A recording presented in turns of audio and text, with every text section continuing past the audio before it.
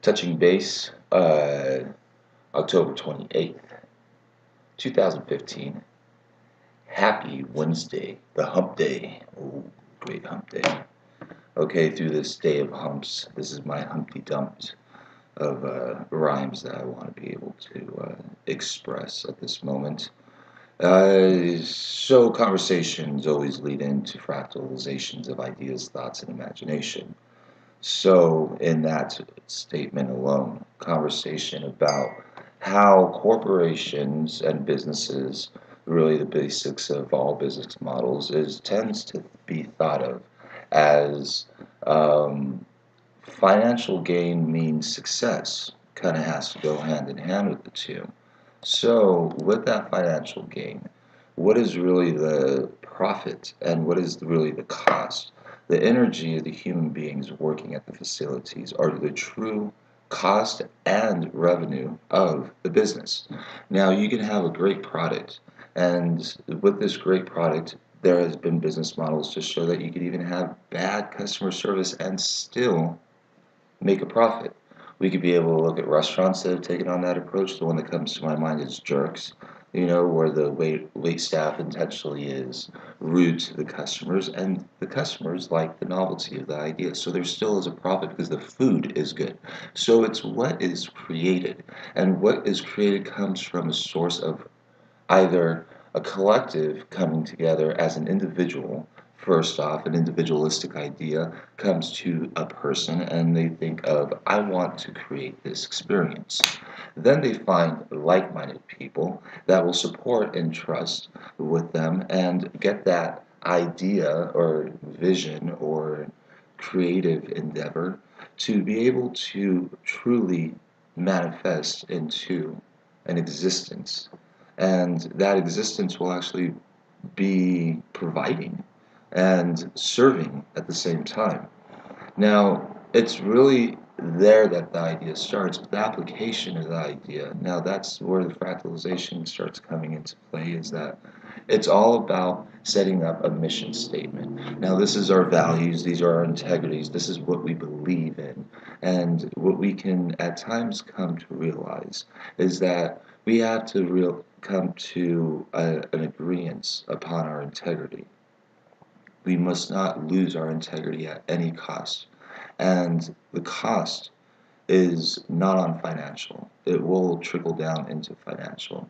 But more so than anything, what this idea starts going into is that it starts trickling down into the human cost. The cost of the people actually doing this idea. Now, if we're doing it on a massive scale across the world, like some businesses do, most businesses, big businesses do, um, we realize that we're using human beings as a means of financial cost. And that crossing out of saying that human energy and time is of the biggest cost that a business will come across. And it's not really the product itself exists and that sells itself. Now, that could be set up in grocery stores, or what it is, the experience that is created behind the mission statements of whatever the mission statement is. You will receive this kind of experience at this kind of business at this price. Now, the price isn't on the financial. We as consumers aren't really buying out the price of the product. We're really buying out the time of the cost of the human time placed into the application of that idea. And that could fractalize into the labor cost of making the product, of let's go into gardening and go into having to get the cotton for the shirts, and all these things that go into just one finalized product of a shirt that was purchased at Walmart or Target, or any of these, even a local boutique, any of these places that we go to spend our time and our money at, or just situation, geographic situation. Um, Now, with this, if we go in and realize, how do we get this idea to really hit into the hearts of people, to um, awaken the sleeper within us that has been dreaming, that we call the dreamer within us all. If the inner being is dreaming, and we're not able to see the dreams in our life, our waking life, then something inside of us is sleeping and dreaming. This intuitive mind is sleeping, and how can we be able to awaken the concept that the intuitive mind and the intuitive being within us that gives us our uniqueness, our personality, our energy, our thoughts, our views, our speech, our walk, our talk, everything that's encompassing is the individualistic I of individuality and community, and I and unity.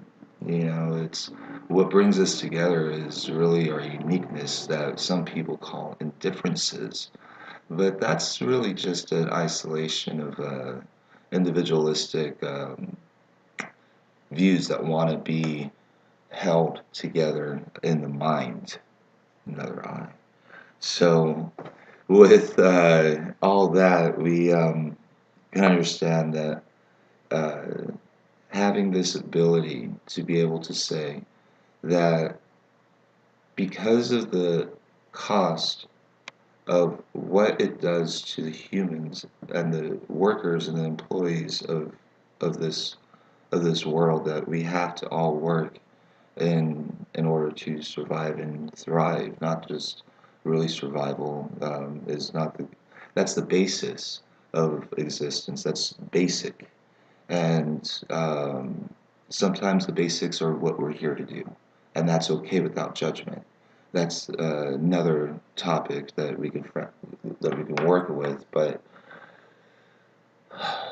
if we find happiness in what we do, and we find happiness in a mission statement as employees, we go out and we look for work, and it's just to be able to get by on just the basics of the bills that we have acquired and the debts that have acquired in our life of living costs a lot of money and time, um, and to be able to really say that we want to be able to believe in a mission statement, and the mission statement can be valid at times. Most times they are valid. They're very inspiring, and they're very um, motivational.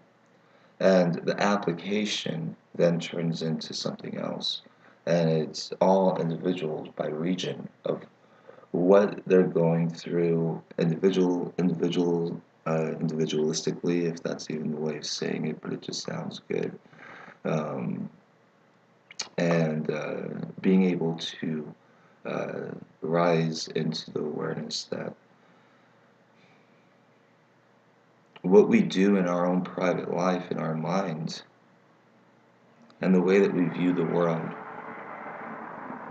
by the chains of command and levels of business with the hierarchies of ownership, and then like president, vice president, district manager, regional manager, things like that, going down to the actual team members or employees that are doing everything from start to finish.